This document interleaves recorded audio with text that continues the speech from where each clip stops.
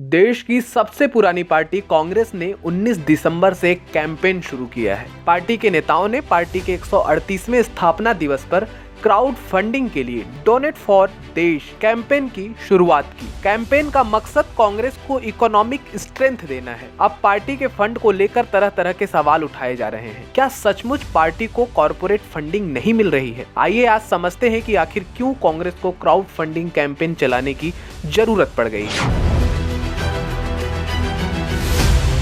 Political parties की कमाई की बात करें तो भारतीय जनता पार्टी की कमाई बढ़ी है। राजनीतिक दलों की फंडिंग पर नजर रखने वाले एसोसिएशन फॉर डेमोक्रेटिक रिफॉर्म्स की रिपोर्ट के मुताबिक बीजेपी के झोली में 2014 के बाद से खतरनाक पैसे आ रहे हैं। दूसरी तरफ कांग्रेस की कमाई में 29% की कमी आई है। एडीआर की रिपोर्ट कहती है कि साल 2014-15 में पॉलिटिकल फंडिंग के रूप में कांग्रेस को 765 करोड़ रुपए मिले थे, पर अगले 3 सालों में इस कमाई में कमी आ गई। साल 2017-18 में कांग्रेस को सिर्फ 199 करोड़ रुपए की फंडिंग हुई थी। फिर 2019-20 में लोकसभा चुनाव के दौरान कांग्रेस को 998 करोड़ रुपए की फंडिंग हुई, पर ठीक अगले 1 साल में पार्टी के फंड में कमी आ गई। 2021-22 में कांग्रेस को पॉलिटिकल फंडिंग के जरिए 541 करोड़ रुपए मिले।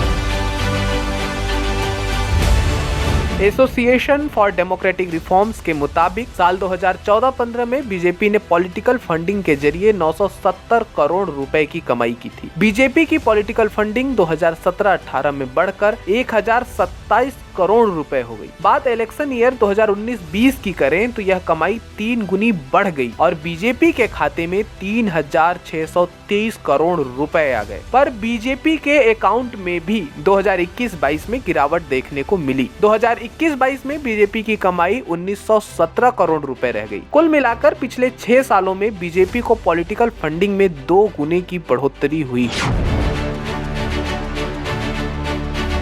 बात अगर देश के 2 बड़े दलों बीजेपी और कांग्रेस की प्रॉपर्टी की करें तो भी कांग्रेस पीछे दिखाई दे रही है। साल 2021-22 तक के अवेलेबल डेटा के मुताबिक बीजेपी की प्रॉपर्टी करीब 6000 करोड़ रुपए से ज्यादा की है। वहीं कांग्रेस की संपत्ति की बात करें तो कांग्रेस के पास लगभग 805 करोड़ रुपए की संपत्ति है। एडीआर रिपोर्ट में हुए खुलासे से पता चला कि सीपीएम के पास 723.56 करोड़ रुपए की पूंजी है। एडीआर ने कहा है कि national parties institute of chartered accounts of India के गाइडलाइन का पालन करने में विफल है। Bureau report, Bharat Shri.